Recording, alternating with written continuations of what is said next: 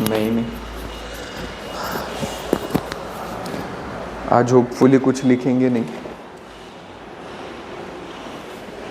देखते। पहले तो एक ट्राई करते अपन कि सारे सब्जेक्ट्स को एक दूसरे के साथ कनेक्ट कर पाए। तो कॉमर्स में सबसे इम्पोर्टेंट क्या है अपने लिए? बिजनेस। हाँ, सब्जेक्ट ठीक है, लेकिन कॉमर्स में आके मेजरली हमको सीखना क्या है? बिजनेस के बारे में। अच्छा, बहुत जल्दी एडमिशन फुल चलो चलो चलो चलो।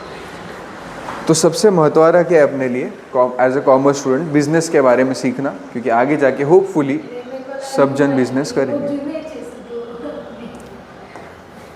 तो सबसे महत्व रहा है बिजनेस।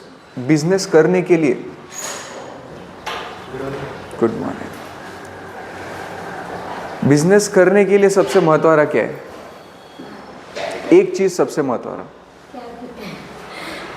कैपिटल को हिंदी में कैसे बोल सकते हैं? मजा आना चाहिए वो शब्द सुन के। कारोबार में ए बाबा, पैसा। क्या होना? पैसा सबसे महत्व है बिजनेस के लिए। तो सबसे महत्व है जिंदगी में, सुनना दोस्त, सबसे महत्व है बिजनेस करने के लिए पैसा। ये पैसों के बारे में अपन सीखेंगे एसपी में, ठीक है? अब जैसे सुनना, आपको पूरा पूरा एक बार मस्त सिलेबस समझाते हैं, ध्यान दो बस, मजा आएगा। अब बिजनेस में एक बार पैसा आ गया, फिर बिजनेस को मैनेज करना पड़ता है। तो बिजनेस को मैनेज कैसे करेंगे ये सीखते हैं अपन ओसीएम में। एक बार बिजनेस चालू हो गया, पैसा आ गया, मैनेजमेंट आ गया, स्टाफ वगैरह आ गया, प्रोडक्शन चालू हो गया, फिर अपन ये डिसाइड करते हैं कि यार वो चीज़ का डिमांड कितना होगा, अपन जो बेचने वाले उसका सप्लाई कितना कर पाएंगे, उसका प्राइस कैसे डिटरमाइन करें, अपने कॉम्पिटिटर्स के बारे में सीखना है। तो इकोनॉमी के बारे में सीखना है। तो ये सारी बातें, डिमांड सप्लाई वगैरह जो है, प्राइस डिसाइड करना, ये अपन कहाँ पे सीखेंगे? इकोनॉमिक्स में। और एक बार सारी चीज़ें हो गई, प्रोडक्ट बेचना शुरू किया, उसके बाद ट्रांजैक्शंस शुरू हो गए, और इन ट्रांजैक्शंस को रिकॉर्ड करना पड़ता है। रिकॉर्ड कहाँ पे करते हैं अपन इन ट्रांजैक्शंस को? अकाउंट्स में। तो इन ट्रांजैक्शन को रिकॉर्ड करेंगे अकाउंट्स में। पैसा कहाँ पे कैसे आने वाला है, कहाँ से आ सकता है, क्या क्या सोर्सेस ऑफ फाइनेंस है, उनके बारे में अपन सीखेंगे एसपी में। ये बिजनेस को मैनेज कैसे करें ये अपन सीखेंगे ओसीएम में। और बाकी की बातें, डिमांड कितना होगा, सप्लाई कितना होगा, प्राइस कैसे डिटरमाइन करें, फॉर्म्स ऑफ मार्केट क्या क्या है, मेरे कॉम्पिटिटर्स क्या क्या है, ये सारी बातें अपन सीखेंगे ओसीएम में, इकोनॉमिक्स में। समझा? बस यहाँ पर मैं मैथ्स कहीं पे ला नहीं पाया। मैथ्स भाई, मैथ्स शेर है, शेर अकेला आते, ये बाकी झुंड में आ रहे सारे। तो बिजनेस में सबसे महत्व है पैसा, कैसे आएगा, कहाँ से आएगा, इकोनॉमिक्स एसपी में सीखा। जो पैसा आया उसको मैनेज कैसे करने का ओसीएम में सीखा। बाकी जो प्रोडक्ट बना है उसका डिमांड सप्लाई वगैरह के बारे में इकोनॉमिक्स में सीखा। और ये पूरा सीखने का बाद जो बिजनेस किया, ट्रांजैक्शंस किए, उसको रिकॉर्ड कैसे करें, अकाउंट्स में सीखा। अब आपने 11वीं में हल्का फुल्का नॉलेज लिया हुआ है फॉर्म्स ऑफ बिजनेस ऑर्गेनाइजेशन के बारे में। क्या क्या फॉर्म्स में अपन बिजनेस कर सकते हैं? पहला होता है सोल ट्रेडिंग, सोल प्रोप्राइटरशिप। उसके बाद होता है पार्टनरशिप फर्म। अच्छा, मेरे को बताओ अगर सोल प्रोप्राइटरशिप है तो पार्टनरशिप बनाने की क्यों गरज, क्या अलग है सर? जी वाह, ज़्यादा जन आएंगे तो ज़्यादा कैपिटल आएगा, ज़्यादा पैसा आएगा, बड़े स्केल पे बिजनेस कर पाएंगे, मैनेज करने में भी आसान होगा, ज़्यादा जन है तो ज़्यादा हेल्प होगी। लेकिन फिर भी इसकी एक डिसएडवांटेजेस का है, जिससे हमको कंपनी बनानी पड़ी। लीगल स्टेटस नहीं मिलता। लीगल स्टेटस नहीं मिलता, इस वजह से जो पार्टनर्स है उनकी लायबिलिटी अनलिमिटेड बन जाती है। ठीक है, ये जो डिसएडवांटेज है कि पार्टनर्स की लायबिलिटी फिर भी अनलिमिटेड है, इस वजह से मुझे बनाना पड़ा जॉइंट स्टॉक कंपनी। कंपनी का फ़ायदा क्या है कि मेंबर्स जो है, जो सब जन मिलके बिजनेस सेटअप करेंगे, उनकी लायबिलिटी लिमिटेड होती है, अनलिमिटेड नहीं होती। ये इसका फ़ायदा है। और कोई फॉर्म्स ऑफ बिजनेस ऑर्गेनाइजेशन, अब जैसे ना इसका एक डिसएडवांटेज आया, HUF भी है, कोऑपरेटिव सोसाइटी भी है, लेकिन वो अपने काम का नहीं, इसलिए यहाँ पे नहीं लेंगे। अपने काम की बातें क्या है, कंपनी का फ़ायदा है, कंपनी का फ़ायदा है कि लिमिटेड लायबिलिटी, और पार्टनरशिप का फ़ायदा है फ्लेक्सिबिलिटी, कि आप जो हिसाब से आपका पार्टनरशिप डीड बनाओगे वो डीड के हिसाब से चलो, वो उसका फ़ायदा है। और इसका फ़ायदा क्या है, लिमिटेड लायबिलिटी। लेकिन इसका नुकसान क्या है, बहुत बार नहीं। जॉइंट स्टॉक कंपनी का नुकसान है बहुत सारे रूल्स अप्लाई होते हैं आप पे, बहुत सारे प्रोसीजर्स आपको फॉलो करना पड़ता है, बहुत सारे एक्ट्स आपको फॉलो करने पड़ते, जिसमें सबसे पहले कंपनीज एक्ट, अगर आप लिस्टेड हो तो सेबी हो गया, पैसों का लेन देन कर रहे थोड़ा बहुत तो RBI हो गया, बहुत सारे एक्ट्स है जो आप पे एप्लीकेबल होंगे। लेकिन इसका फ़ायदा है कि ज़्यादा एक्ट वगैरह कुछ है नहीं, आप जैसे एग्रीमेंट बनाओगे वैसे करोगे, इसको बोलते हैं फ्लेक्सिबिलिटी। इसका एडवांटेज है फ्लेक्सिबिलिटी, इसका एडवांटेज है लिमिटेड लायबिलिटी।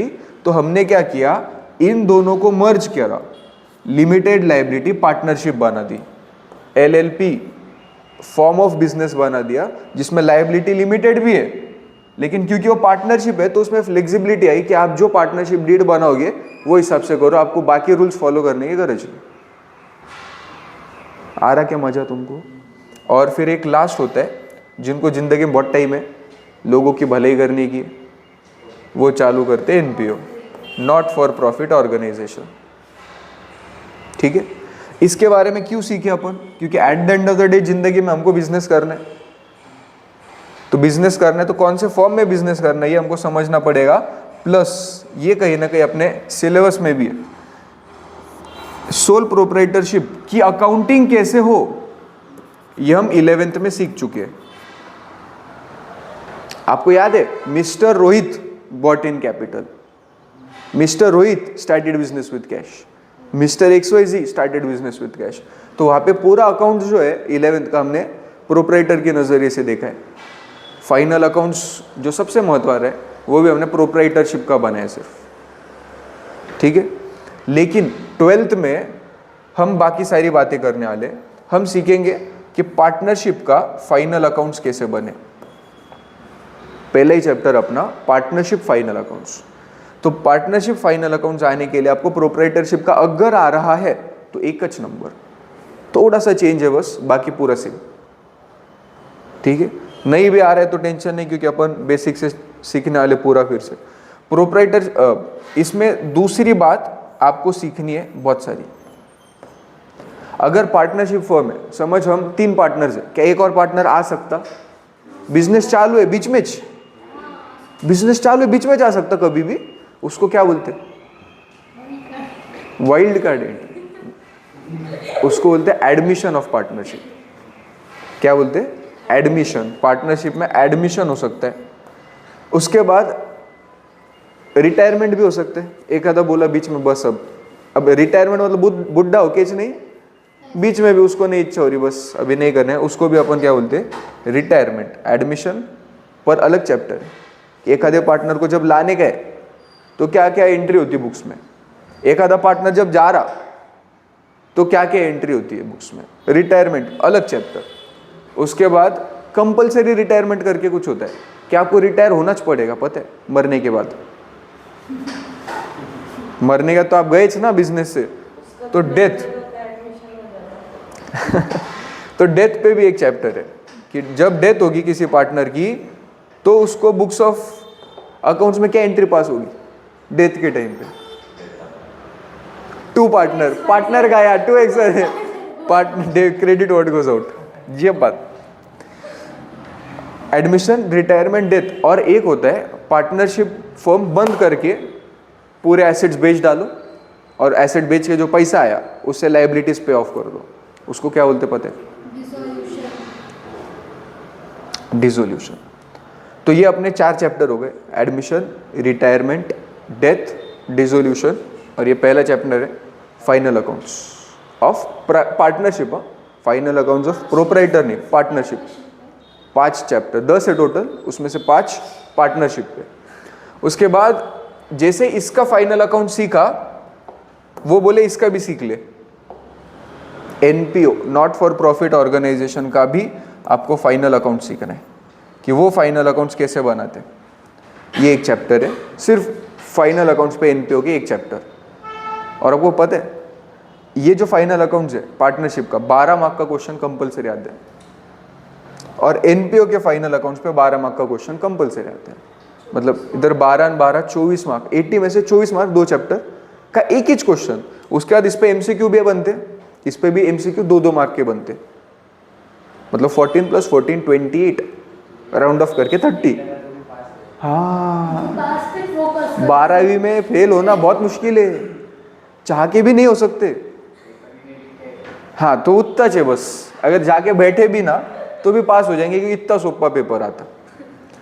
तो पार्टनरशिप फाइनल अकाउंट्स 12 से 14 मार्क्स, ये 12 से 14 मार्क्स 30 मार्क के आसपास इधर कवर हो गए। बाकी चुटुर पुटुर शायद इसमें से कोई एक चैप्टर है जो 8 मार्क का आता है, कोई 10 मार्क का आता है। सारे चैप्टर्स नहीं आते, लेकिन वो पेपर पैटर्न बाद में डिस्कस करेंगे। अब एलएलपी का जो होता है ना दोस्त, it is same as partnership. LLP का पूरा अकाउंटिंग सेम होता है पार्टनरशिप जैसे। तो अगर मैं आपको ये सिखा रहा पार्टनरशिप का, मतलब सेम होगा एलएलपी में भी। तो एलएलपी पे कोई अलग चैप्टर है नहीं, 12वीं में फाउंडेशन में है, ठीक। और उसके बाद आया joint stock company. Joint stock company का फाइनल अकाउंट्स फाइनल में सीए फाइनल, अब भी एच नहीं, फाउंडेशन में भी नहीं है, 12वीं में नहीं, किधर एच नहीं। लेकिन मेरे को बता, अगर कंपनी चालू कर रहा तो सबसे पहला बड़ा ट्रांजैक्शन क्या होता है कंपनी में चालू करते करते? कैपिटल, कैपिटल रेज होता है। कैपिटल किस फॉर्म में रेज होता है? Assets, stocks, dividend, shares. सबसे पहले तो शेयर्स इशू करे जाते, डिबेंचर्स भी इशू करते, लेकिन उसकी अकाउंटिंग थोड़ा सा कॉम्प्लेक्स है, इसलिए 12वीं में नहीं दिया, फाउंडेशन में है। लेकिन यहाँ पर आपको क्या है, इशू ऑफ शेयर्स सिखाएंगे कि शेयर्स इशू करते वक्त क्या एंट्रीज पास होती है। वाओ, कितना मजा आएगा ना शेयर्स इशू करते वक्त की एंट्री। 11th में मतलब इन्होंने पहले बताया कि ना वो अपने को पहले ड्राइंग सिखाते थे, माउंटेन, हाँ। सन, एंड 12वीं में डायरेक्ट स्केच बना। सही है, सही है, एकदम परफेक्ट डिस्क्राइब किया आपने। ये है 11वीं का सिलेबस।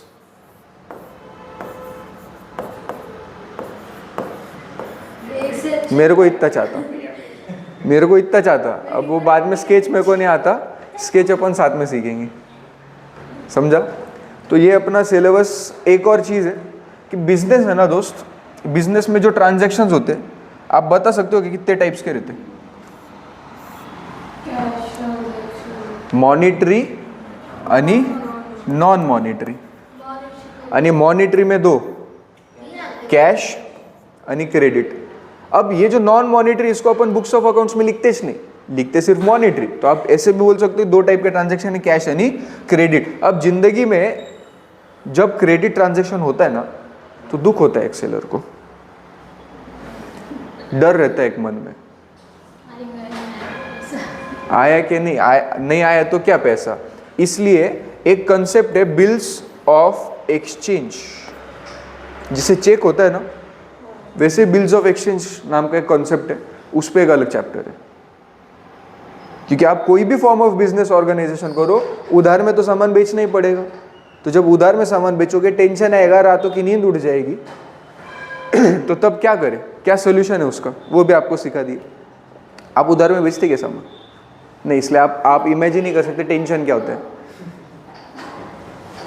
ये आया क्या मजा तुमको? ये पूरा सिलेबस है अपना अकाउंट्स का। वैसे ही अगले लेक्चर, अगला कौन सा है? अगला एसपी है। एसपी में फिर इधर सिलेबस आ जाएगा, और फिर उसके अगला इको है, वो इधर सिलेबस आ जाएगा। 2-3 बार जब ओसीएम होगा, उसका सिलेबस आ जाएगा।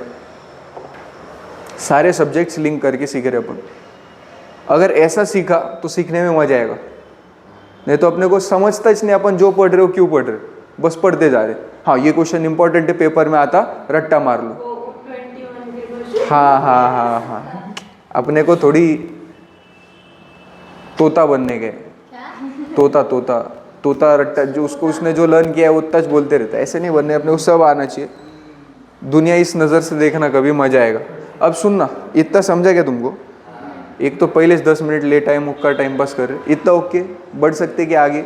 सिलेबस ओके है क्या? कितने चैप्टर मैंने बता दिया आपको?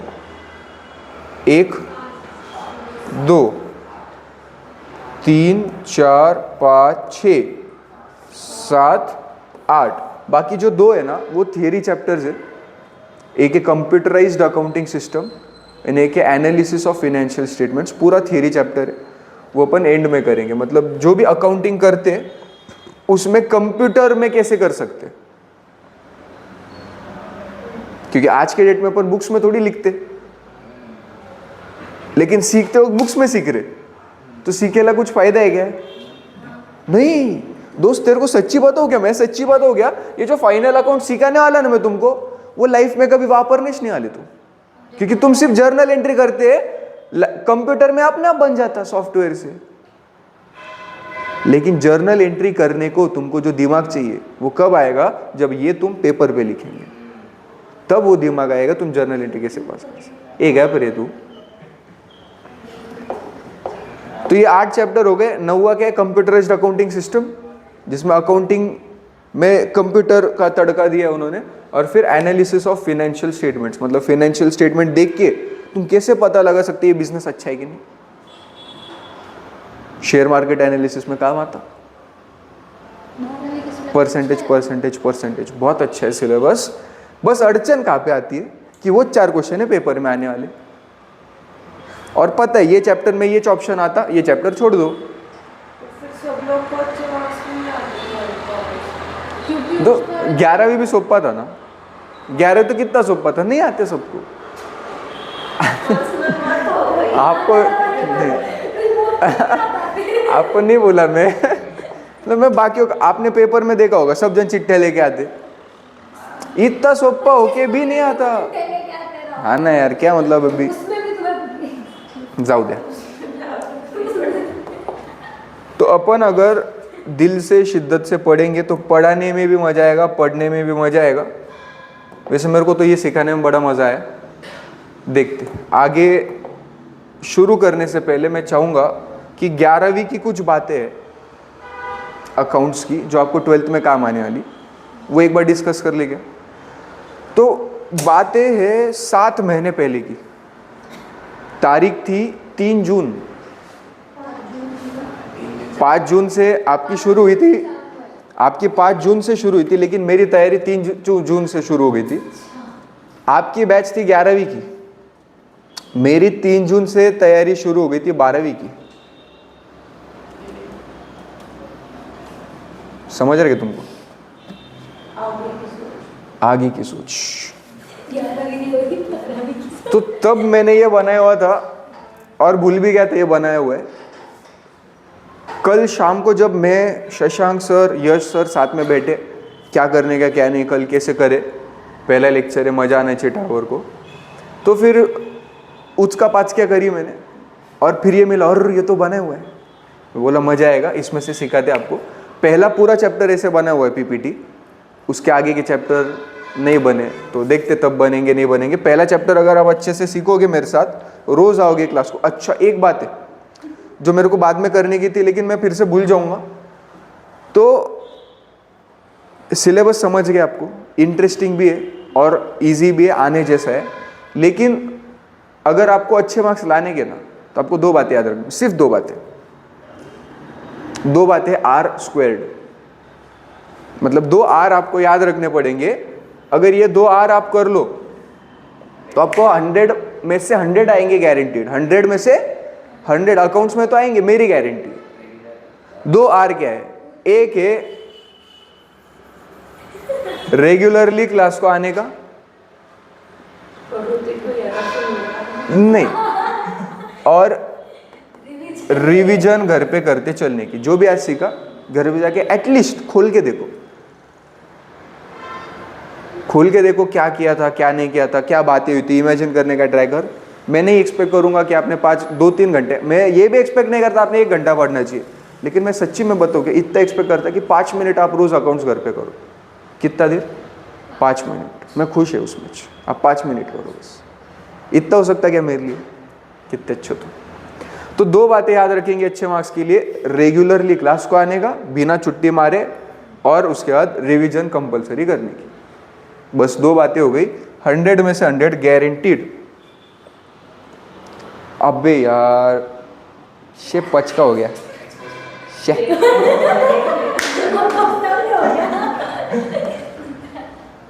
चलो ठीक है, अब क्या है तुम्हारे नसीब में, नहीं सस्पेंस में क्या करूं। तो पूरा 11वीं का सिलेबस जो इम्पोर्टेंट है एक स्लाइड पे आने वाला, 100% मजा आएगा आपको। मजा नहीं आया तो पैसा वापस डेमो का। अकाउंटिंग प्रोसीजर क्या होती है दोस्त, याद है आपको? कितनी बार किया हमने। अकाउंटिंग प्रोसीजर क्या होती है? सबसे पहले होगा ट्रांजैक्शन या इवेंट। जैसे ट्रांजैक्शन या इवेंट हुआ उसको अपन क्या करेंगे? रिकॉर्ड। रिकॉर्ड करने के बाद अगला स्टेप क्या आता? पोस्ट नहीं, जर्नल, पागल। क्लासीफाई। रिकॉर्ड करने के बाद क्या करते हैं अपन? क्लासीफाई। ट्रांजैक्शंस एंड इवेंट्स होंगे, उसको रिकॉर्ड करा जाएगा, उसको क्लासीफाई करा जाएगा। जैसे ही क्लासिफिकेशन हुआ, क्लासिफिकेशन के बाद अपन करते समराइज। अपना क्लास कितने बजे तक है? 45 ना, ठीक है, 10-15 मिनट अपने पास। ट्रांजैक्शंस एंड इवेंट्स हुए, उसको रिकॉर्ड किया, क्लासीफाई किया, समराइज किया। समराइज पे रुकते नहीं अपन, समराइज करने के बाद एनालाइजिंग आणि इंटरप्रिटेशन। जो मेरा P&L बैलेंस शीट बना उससे क्या समझा? प्रॉफिट हुआ कि नहीं हुआ अच्छा खासा? और बढ़ सकता था क्या? क्या करा जाए अगले साल की और बढ़े?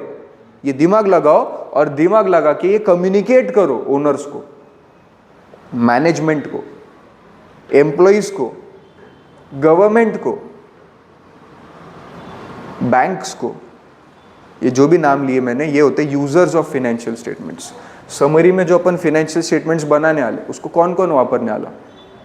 ओनर वापरेंगे, मैनेजमेंट वापरेगा, बैंक्स वापरेंगी। बैंक क्यों वापरती? लोन देने का कि नहीं इसको। गवर्नमेंट वापरता काई को? इससे कितना टैक्स वसूल करने गए। कस्टमर वापरते, सप्लायर वापरते, ठीक है। अब रिकॉर्डिंग 2 जगह पे करी जाती है, एक होता है जर्नल और एक होता है सब्सिडियरी बुक्स।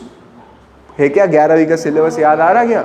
ये अकाउंटिंग प्रोसेस है। अब इसमें सारे चैप्टर्स आएंगे धीरे धीरे। जर्नल आया चैप्टर नंबर 3, सब्सिडियरी बुक्स आया चैप्टर नंबर 5, क्लासीफाई कहाँ पे करते अपन? लेजर में, चैप्टर नंबर 4। समरी में 2 बातें आती है, एक होता है ट्रायल बैलेंस चैप्टर नंबर 4, और उसके बाद होता है financial statements. Financial statements chapter number 9, second last. तो ये 1, 2, 3, 4। अब उसमें सब्सिडियरी बुक्स अपने कुछ काम करनी।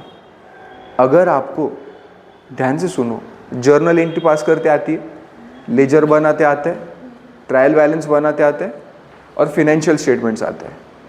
अगर इतना ठीक ठीक भी आता है तो भी 12वीं तुम चालू कर सकते। जास्त कुछ अपेक्षा नहीं है। आगे आगे आ रहे कुछ तो। हाँ, तो फिनेंशियल स्टेटमेंट्स के 3 हिस्से रहते: trading account, profit and loss account आणि balance sheet. Transactions and events को रिकॉर्ड करेंगे, कहाँ पर करेंगे? जर्नल। उस प्रोसेस को क्या बोलते हैं? जर्नलाइजिंग। Capitalising, journalising. जर्नल को कहाँ पे लेके जाते? लेजर में। उस प्रोसेस को क्या बोलते? पोस्टिंग। एक बार पोस्टिंग हो गया, फिर उससे बातें जाएगी ट्रायल बैलेंस में। लेकिन उसके लिए क्या करना पड़ता? बैलेंसिंग। आ रहा क्या मजा तुम्हें? कितने कष्ट करे, कल पूरी रात जगा हुआ था मैं ये बनाने के लिए। आप तो बोले थे।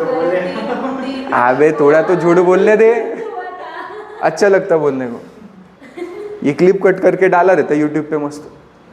अब फिर से बोलूंगा कुछ देर बाद, देख। लेकिन जो भी सीखना है ना, जो भी सीखना है, दिस इज द बेस। इसके बिना कुछ चीज नहीं होगा। आपको आना चाहिए दोस्त गोल्डन रूल्स। गोल्डन रूल्स के लिए हम जो अकाउंट है अच्छा, अपना सब्जेक्ट वाला अकाउंट नहीं, वो अलग अकाउंट है। जैसे बैंक में कैसे अकाउंट ओपन करते हैं, वो अकाउंट की अगर बात करें तो 3 टाइप के अकाउंट्स रहते हैं, personal, real, nominal. Personal, real, nominal. Personal account में क्या क्या आता है? कैपिटल, बैंक, सारे इंडिविजुअल और बिजनेस ऑर्गेनाइजेशंस।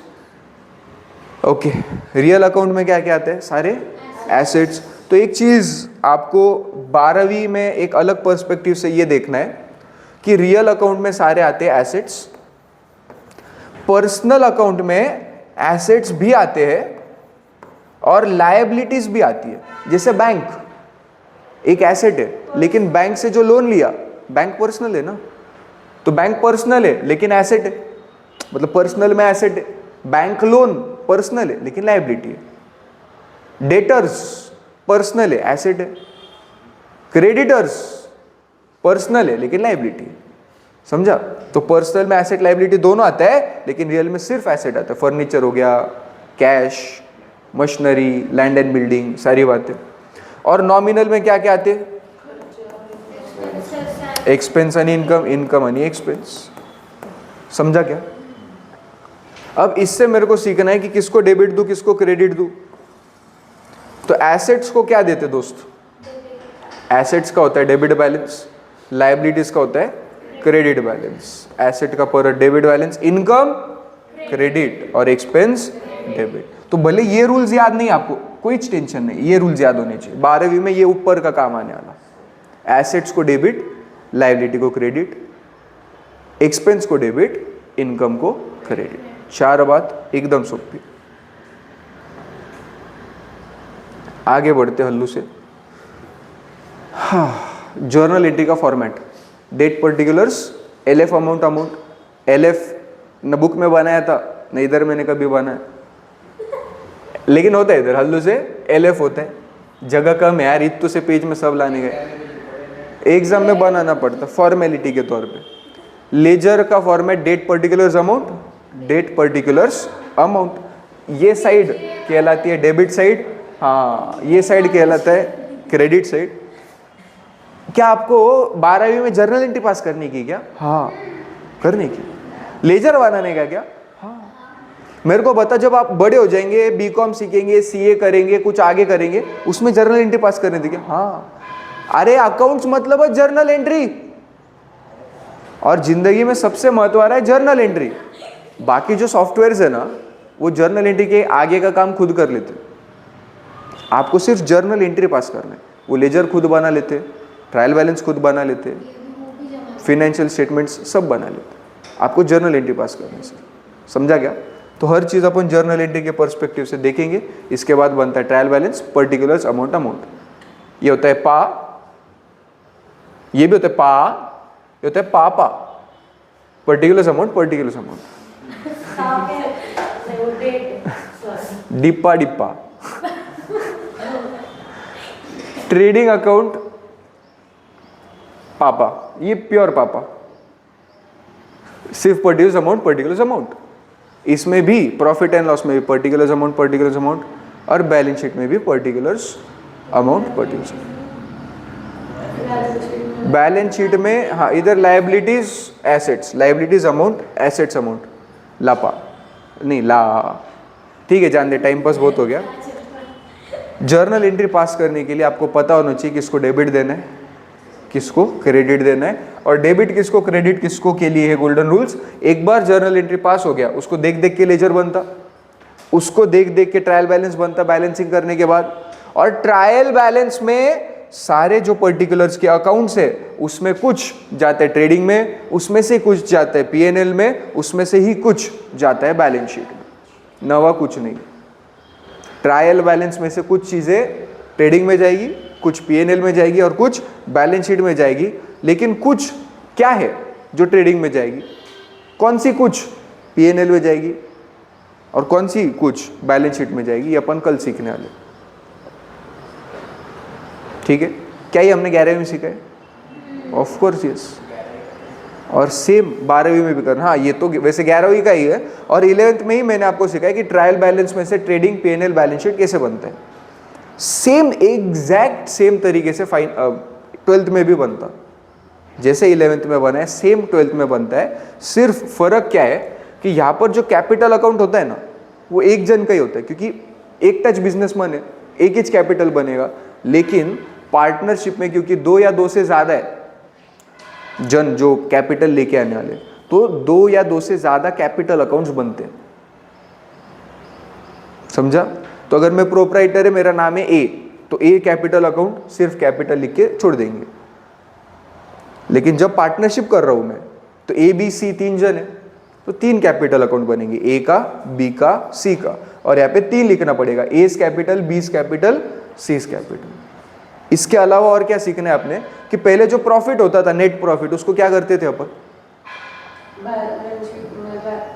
सीधा कैपिटल में ऐड कर दे, क्योंकि एक टच है, सब उसका जाने वाला। लेकिन अभी तो तीनों में बांटना पड़ेगा। डीड में जैसे होगा उसमें। क्या क्या? Deed partnership. हाँ, पार्टनरशिप डीड में जैसे परसेंटेज डिसाइडेड रहता है, उसको बोलते हैं profit sharing ratio. Profit share करने का एक रेशियो डिसाइडेड होता है, उस रेशियो में डिवाइड करना है। तो ये हमको सीखना है कि प्रॉफिट कैसे डिवाइड करा जाएगा, बस इतना ही, और कुछ नहीं नवा। पूरा सेम बनाने का, पूरा सेम, बस यहाँ पे जो प्रॉफिट आया वो तीनों में डिवाइड करना है और 3 कैपिटल बैलेंसेस लिखने, बस। बाकी पूरा चैप्टर सेम। लेकिन 11वीं का आता क्या? नहीं, हाँ बस एक को, हाँ बाकी आता है। बेस्ट, फिर तो एकदम मजा आएगा, अच्छे से हो जाएगा अपना 12th का पहला चैप्टर, और 12 मार्क्स फिक्स हो जाएंगे। तो 12 मार्क्स के चैप्टर को कितने दिन दे सकते हैं अपन? 20 दिन, 20 ट्राई करेंगे जल्दी से जल्दी, 20 दिन में चैप्टर संपा देंगे, जल्द से जल्द 20 दिन। देखते, अगर आप बहुत फास्ट निकले तो शायद 15 दिनों में भी हो जाए। इतना ओके क्या? बस इसके आगे कुछ है ही नहीं, इतना ही था। अब 1-2 बातें मैं आपसे करना चाहूँगा जो कि दिल से निकली बहुत। जब 11वीं शुरू हुई ना, फुल मोटिवेटेड मैं भी, आपका पता नहीं, मैं तो बहुत था, मैं और शशांक सर बहुत मोटिवेटेड, भारी करेंगे एकदम, सारे टावर टॉप मारेंगे, फुल भारी नहीं हो पाया। लेकिन तो मैंने और सर ने बैठ के एनालाइज करने का ट्राई किया कि क्या रीजंस थे जिसके वजह से एक्सपेक्टेशन रियलिटी में जमीन यानी आसमान का फर्क, शायद उससे भी थोड़ा ज़्यादा। तो फर्क जैसे आपसे भी बात करी थी 11th में, ये समझ के आया कि पहला तो नोट्स नहीं मिल पाए थे आपको, तो जब हम सिखा रहे आपके सामने कुछ है ही नहीं जो रेफर कर पाओ आप, ये एक दिक्कत आई। तो उसको दिक्कत दूर करने के लिए पूरी नोट्स तैयार है, सारे सब्जेक्ट्स की तैयार है, पार्श्व का प्रिंटेड है।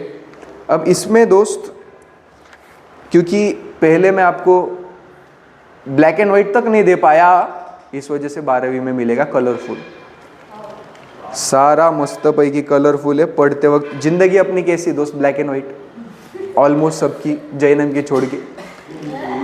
तो आपकी ब्लैक एंड व्हाइट जिंदगी में रंग भरने के लिए मैं इतना ही कर सकता, बाकी आप पे। नहीं, बहुत आलसी हूँ। ठीक है, आप पढ़ाई शुरू करो, अच्छे से पढ़ो, और नोट्स बनेंगे आपके लिए, और वो जो और नोट्स बनेंगे उसमें नवा फोटो डालेंगे। वैसे और नोट्स से मेरे को याद आया कि आपके लिए रिवीजन नोट्स भी बने ही मैंने। जैसे ये 10वीं साइंस की है, ये 10वीं साइंस की है, पूरा साइंस है इसमें। इससे भी पतली, सुनना, इससे भी पतली बनी है ओसी इको की मिलके ये 116 पेज है, ओसी इको की मिलके 100 पेजेस, पूरा उसी को इतु से में। लेकिन ये कब मिलेगा? पूरा सिलेबस होने के बाद। मैं आपको दे रच नहीं, जा बाबा, मतलब जान दे, पढ़ने का कहीं को लेके जाएंगे। तो सुन ना दोस्त, फिर से मुद्दे पे आते। पहला अड़चन क्या आ रहा था जिंदगी में, नोट्स नहीं मिल पाए थे आपको, तो नोट्स तैयार है, नोट्स मिल जाएंगे आपको, 1-2 दिनों में दे दूंगा। और दूसरा क्या था, राइटिंग में नहीं हो पा रही थी काम, तो सिखाया आगे बढ़े, ये भी हो रहा था। तो ये दूर करने के लिए अब एक फॉर्मेट फिक्स कर दिया गया है कि अपने सीखने का तरीका क्या होगा। सबसे पहले आपको कंसेप्ट सिखाया जाएगा। जैसे ये पैनल है, यहाँ पे किधर लिखा हुआ थोड़ी कुछ, ऐसे ही बोल रहा मैं। जैसे पहले भी बिजनेस क्या होता है, पैसा चाहिए, ट्रांजैक्शंस होते हैं, वो जैसे बेयरली लिखा था वाइट बोर्ड पे, वैसे ही पहले आपको जो कंसेप्ट आज का मुद्दा है वो सिखाया जाएगा। जैसे वहाँ पे सिखा के हुआ, उसके बाद आपको नोट्स में से रीड करवाया जाएगा। आपके पास जो नोट्स है देखिए, उसमें भी लिखा है, उसमें लिखा है, उसमें लिखा है, ताकि यहाँ पे जो हिंदी में हुआ वो आपको लिखना तो इंग्लिश में वो हो जाए। और जैसे ही नोट्स में से सिखा के हुआ, वो आपको लिखवा दिया जाएगा। पहले व्हाइट बोर्ड पे सिखाया, व्हाइट बोर्ड पे होने के बाद नोट्स में से सिखाया, और फिर उसको लिखेंगे अपन। राइटिंग प्रैक्टिस होगी नोटबुक में। एक बार पूरा चैप्टर हो गया, उसके बाद आपको मिलेगा क्वेश्चन बैंक, जिसमें पिछले 10 पेपर के क्वेश्चंस हैं। पिछले 10 नहीं, पिछले 8, अगले 2 उस लेसन के, बस उस लेसन के। क्वेश्चन बैंक बनाते वक्त मैंने कुछ ऐसा डिजाइन किया है कि क्या क्या टाइप के क्वेश्चंस आते, फिलअप्स आते, ट्रू और फॉल्स आता है, आंसर 4 मार्क का, 5 मार्क का, जस्टिफाई, सारे वैसे करे। और इसमें चैप्टर वाइज क्वेश्चंस डाले कि चैप्टर 1 में फिलअप्स क्या क्या है, चैप्टर 2 के फिलअप्स क्या क्या है, चैप्टर 3 के फिलअप्स क्या क्या है, चैप्टर 1 में जस्टिफाई क्या क्या पूछा, ऐसे सब समझा। उस पर थोड़ा सा काम चालू है, इको का हो गया, बाकी सब्जेक्ट्स बाकी है। और क्वेश्चन बैंक आपको मिलेगा अकाउंट्स का भी, जिसमें टेक्स्ट बुक के सारे इलिस्ट्रेशन है, टेक्स्ट बुक के नीचे के सारे प्रैक्टिस क्वेश्चन है, और पास्ट ईयर के सारे क्वेश्चन है। ठीक है, इतना सब आपको मिलने वाला है। तो पहले नोट्स में से सीखेंगे, उसको लिखेंगे, क्वेश्चन बैंक की प्रैक्टिस होगी कि क्या क्वेश्चन आए थे वो भी लिखेंगे सब।